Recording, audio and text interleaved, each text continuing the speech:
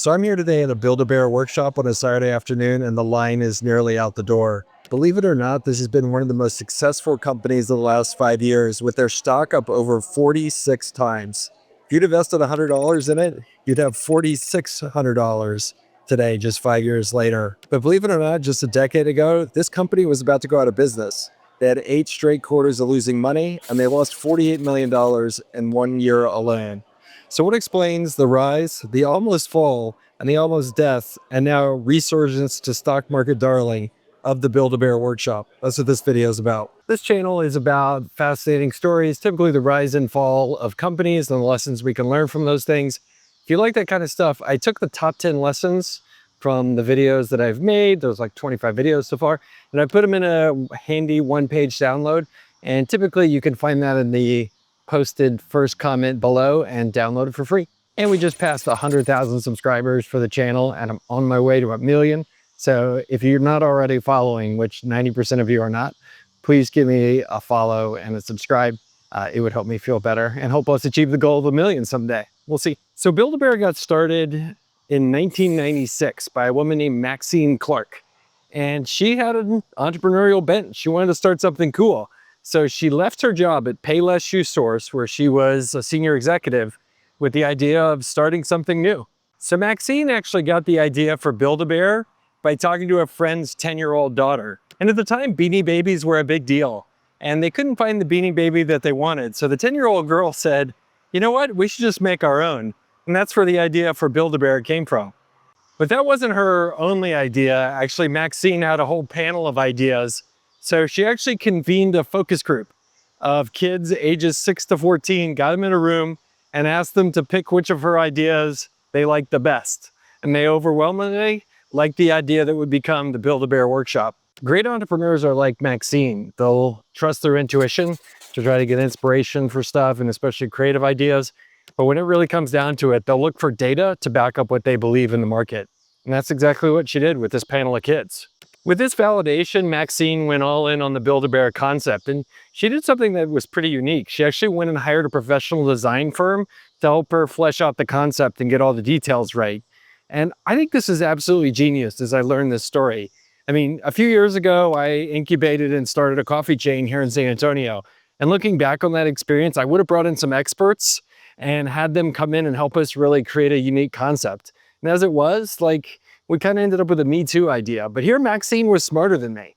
She went in and actually hired some experts to come in and be brains on the field to help her come up with something that was totally polished and totally unique. Maxine was willing to bet her life savings on this concept because she also saw something that was really smart, which was plush toys like teddy bears are super duper high margin. A little bit later in this video, I'll show you my trip where I went with some relatives of mine to Build-A-Bear here in San Antonio. And I spent 115 bucks on 2 bears. And there's a pretty good chance that that cost the chain about 5 or 6 bucks in ingredients. Just crazy. And Maxine loved the idea that plush animals could be so profitable. So a year later in 1997, she opened the very first Build-A-Bear workshop in the St. Louis Galleria Mall. And it was an instant total smash hit. Lines were out the door, people came in from all over, and in the first few months, they did nearly $400,000 worth of plush toys. Just incredible. Build-A-Bear wasn't just a toy store, it was an experience. Some people call it retail-tainment, where basically you would come in, you would pick out the skin for your bear, you would name your bear, you would buy accessories for the bear, you would get a birth certificate for the bear, they would stuff the bear for you, and it was just an experience. And parents loved this idea that differentiated it totally from just picking out something from the shelf at a Walmart or a Toys R Us at the time. And if you've watched my videos about Panera or Chipotle, one of the ways people make a lot of money is by creating what is an entirely new category. In the case of Panera and Chipotle, for the respective food types, they created the fast casual idea of food, where you get high quality food, but it's delivered quickly to you.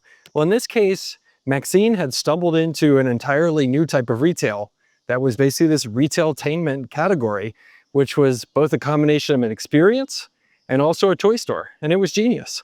This type of experience struck an emotional chord with folks. You know, we saw it. We took our relatives there, and the kids absolutely loved the idea of creating the bear and personalizing it, and this turned into remarkable sales numbers for the Build-A-Bear chain. They were doing $600 per square foot at some of their locations. And I can attest why this happened. I mean, again, I bought two plush bears and I was in and out and spent 115 bucks in an hour.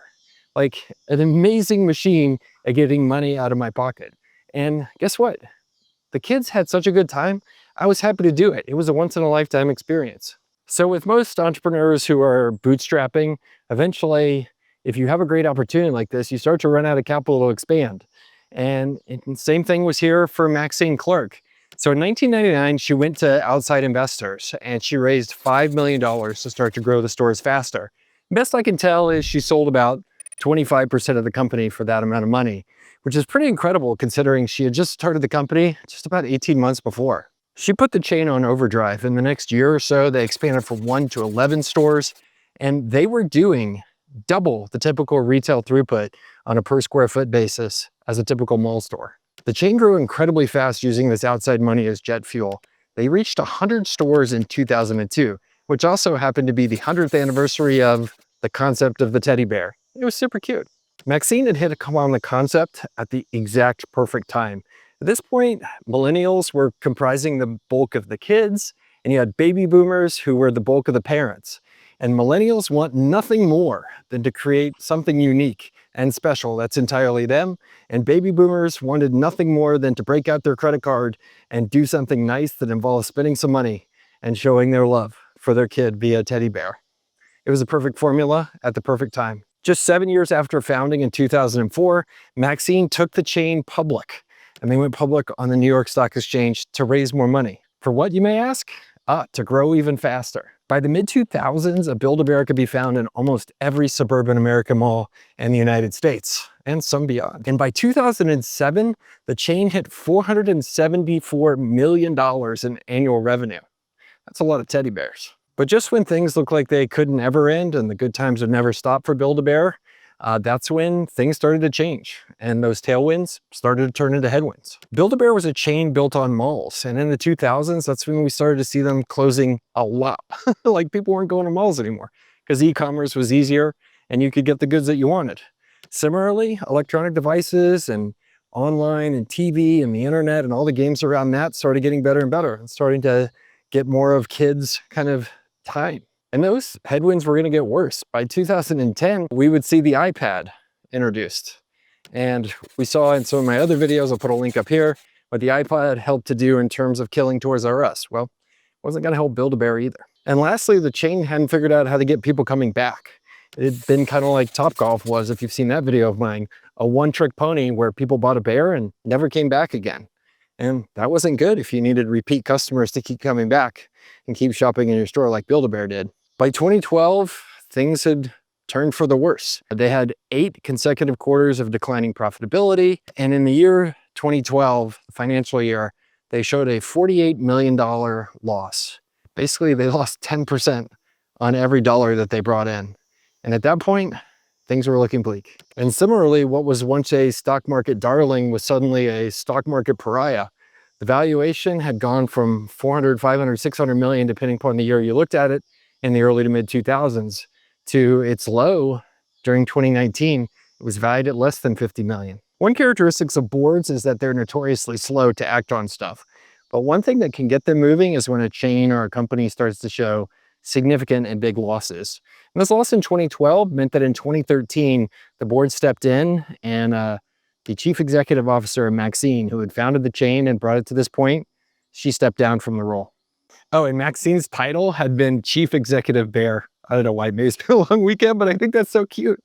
I wish I could have been the Chief Executive Bear. But the board, seeing all of this, needed to bring in somebody to make some changes. And they needed somebody who knew how to run a turnaround. And a turnaround is when a business is in big trouble and may not survive, where you bring in an expert to come in and turn the thing around and get it back on the right course. They brought in a lady named Sharon Price John to run the turnaround of getting the business back on track.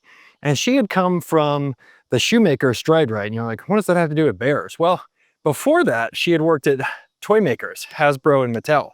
And they had done licensing in and out to propel their toys with folks like Star Wars, Disney, Harry Potter, all that kind of stuff. And her expertise in this would be key in turning the chain around and show up later in the story here. And Sharon walked into what she described as a really challenged situation, quote unquote, for the chain. And while Build-A-Bear had 400 locations, many of those were in malls that were now dying, meaning fewer foot traffic and fewer people who would stop in spontaneously and do like I did and drop 115 bucks on a couple bears. And being in malls with no foot traffic meant a lot of those stores were not making any money. And that was a drag on profits and a big part of why they lost $48 million in 2012. Underneath the chain, the core customer hadn't changed. It was still kids and their parents who wanted to have a special moment, but the behavior and the environment of those kids and their parents and the shopping world had totally changed. E-commerce had become a real thing. These kids have been born with tablets in their hands, and the chain, well, basically just hadn't kept up with the times. And to quantify the problem with malls, here in San Antonio, we used to have 7 malls back as late as the 1980s. Today, there are 2 that are still thriving, and the rest are dying. And many of those 7 malls here in San Antonio at one point had a Build-A-Bear in it, and I guarantee those stores weren't making any money.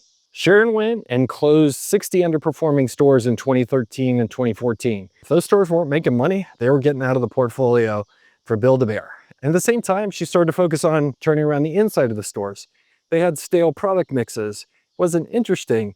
They weren't paying attention to detail. She went through and streamlined a lot of that stuff to make it better for the customers. In a turnaround playbook like Sharon ran, you come in, you worry about cash, you make sure we have enough, you try to increase sales and revenue, and you try to reduce costs. And you do as many of those things as you can, as fast as you can, to get the business back on track. Based on everything I've read about this business a decade ago, well, Sharon did a pretty darn good job of it. Shockingly, Sharon discovered that in 2013, only 5% of Build-A-Bear's sales were done online. And this is an era where e-commerce was rising. By this time, for furniture and stuff like that, you were seeing 15, 20, 25% of furniture sales happening online, including toys, right? Amazon and other folks, and even Toys R Us were players in that space. But it was just incredible that Build-A-Bear had been so dependent on this in-store experience that they had missed the opportunities of what online could be for them. Sharon and her team started to execute on true omni-channel and true online. Omni-channel being the idea where you could order a bear online, get it done, come pick it up, that sort of thing. And this proved to be a critical choice that'll play a lot in the story later. Mostly, if you're interested, you can see the other side of it. Go check out my Bed Bath & Beyond video that I'll link right here, and you can see what happened to them when they avoided omni-channel. Sharon also realized there was an opportunity to expand their market beyond just kids. And she saw that when she went and talked to customers, that the same people who were kids in 1997, when Build-A-Bear first opened, were now adults in their 20s, 30s. And guess what? They had a lot of nostalgia for their earlier days. And it was incredible when she came in. The percentage of like adults and teens who were buying bears was really small. These people called kidults, who are adults who buy kids' toys and love to play with Star Wars or whatever. I don't. Have fun, guys. But they comprise 25% of toy sales. If you wonder why the toy market is actually doing pretty well these days, it's because of the kidults. And Build-A-Bear did this even better. By 2022, 40% of their sales were going to adults and teens. Sharon was a genius. It just wasn't about kids anymore. I saw this when I went into Build-A-Bear the other day. Everything was a partnership. There were tons of partnerships with Marvel, Disney, Pokemon. You could get a bear for any of that stuff. Or if you wanted to, you could get a Dallas Cowboys bear. I mean, if you like losing. But you just see how that's the type of thing that is going to bring in adults and teens, whereas before, you know, it was just kids getting generic teddy bears. And they continue to run with this. The Mandalorian promotion that they did, where Baby Yoda Grogu was released as a bear you could get Build-A-Bear workshops, it got 1 billion views. The announcement of it got 1 billion views within the first few days on social media. It's crazy. They even went a little further, which to me feels kind of weird. They created an After Dark series of Build-A-Bear workshop bears, where they were a little edgier. And then they also did a level of Valentine's Day gifts that were kind of more adulty. And look, can't blame them. You know, you need to expand your market when you have fixed cost. That's what they did. So it was a genius way of solving the age out problem, where the customers of Build-A-Bear had been turning into adults and then disappearing forever until they had their own kids. The way to do that was you partner with Star Wars or The Office or any of that kind of stuff. And I saw some of that stuff when I went in there, and I told my wife, hey, would you be interested in coming back here for date night? I think it'd be fun. We could make, you know, little toy bears and do a good little activity. She was not as excited as I thought she'd be, but I at least thought of it, and I know other adults do too. Remember how Build-A-Bear had been getting killed because they were in malls and malls were dying? I mean, by some numbers, 25% of them are still set to close between now and 2030. Well, they started to go where the customers were, and they recognized that people were in heavily trafficked areas. That's where they were, so they need to have Build-A-Bears there. So instead of just their standard mall footprint, they went out and they started to do kiosks and even vending machines where you could go in and get a Build-A-Bear in these kind of other places, cruise ships and that sort of thing. By 2022, it totally worked. 35% of Build-A-Bear sales were coming from non-mall locations. That's super smart. Sharon and her team also doubled down on the in-store experience. And I could tell you, having gone there this past weekend, everything was dialed in, down to the lady at the checkout who tried to sell us a $5 gift certificate that would be worth $10 if we came back in the next month and not bought another bear. I mean, they were dialed in. The people that were stuffing the bears, they were well trained. They were so cute with the kids. Like, they had it nailed and it was working. And I could see the results of what Sharon and her team did. And all these changes worked. By 2017, the chain came roaring back to profitability and sales growth again. It was great.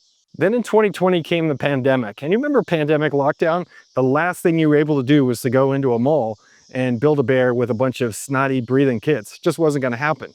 But it turns out all that work that Sharon and her team had done in the 2010s to make the online experience really good, it was perfect in a lockdown environment. People would get their bears done. They would do them from home. It was a great activity if you were stuck in your house with your kid to go do a bear, drive over and pick it up. And man, just all that work had done was genius. One thing we'll talk about in this video is the idea of being lucky and the idea of being good. And the next thing that happened to the chain was it got pretty darn lucky, which was the pandemic and all the things that have happened in the world and the trends and demographics and all that kind of stuff have given a rise to a thing called the nostalgia economy. Nostalgia economy is people who are interested in buying things that remind them of the older, simpler times when they were kids and that sort of thing. And guess what's great for that kind of stuff?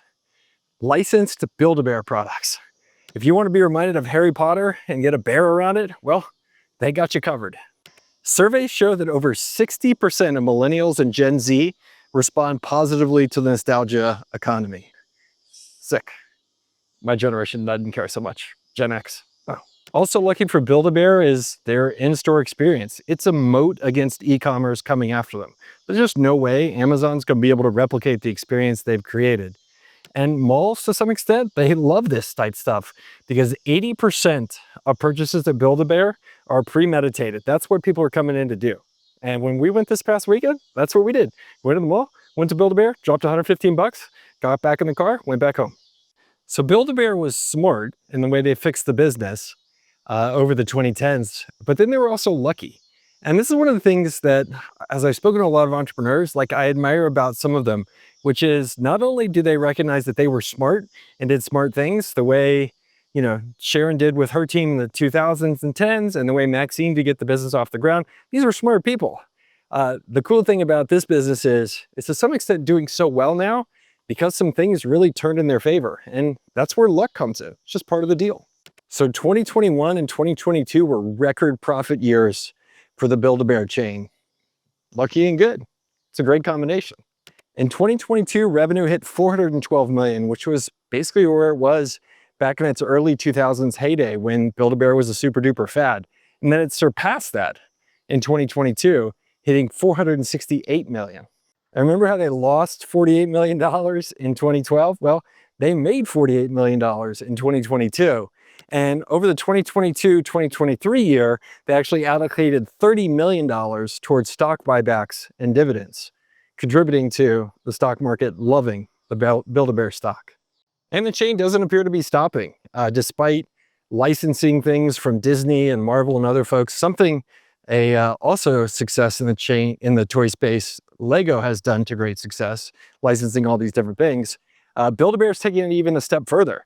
And they're building their own intellectual property around these particular characters that they've created. And the great news about that is when they own those characters, they don't have to pay license fees to Disney and other folks like that. They get to keep all the money themselves. And they are even releasing movies around these characters, which to me is just like, okay, cool. You guys are playing some 4D chess. I like it. Fast forward today and the triumph of Sharon and her team, and before that Maxine, is pretty amazing.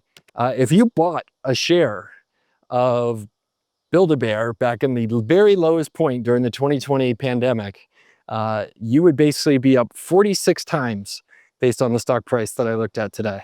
46 bucks ain't bad. But here's another comparison that'll blow your mind. The most valuable company in the world right now, as the time of this recording, is NVIDIA. During the same apples to apples comparison period as with Build-A-Bear Workshop, during that time, NVIDIA has been up 1,500%, while our friendly plush making, teddy bear making folks, they're up 1,600%. They've outperformed even AI darling NVIDIA. And the cool thing is, Sharon got rewarded for all this value she created. Her shares that she was presented as being hired as CEO, based on the research I read, are worth upwards of $30 million. A well-deserved payday. The biggest takeaway for me of this story is the importance of luck, but how important it is also to be prepared for good luck to help you. And if Build-A-Bear hadn't made all these smart choices, hadn't done all the e-commerce stuff, hadn't streamlined their stores, hadn't done the licensing, they would have been ready to make a fortune when things turn in their favor with kidults, the nostalgia economy, and the post-COVID return to shopping. All right, that's the story of Build-A-Bear. A lot of you asked for a win story, so this is a win story. So if you like it, please comment below, and it'll help boost this video and get views, so I'll do more wins as well. And let me know what you think of this video and what you would have done in the Build-A-Bear situation, or if you like Build-A-Bear. I know a lot of people do. Let me know in the comments below. Talk to you later.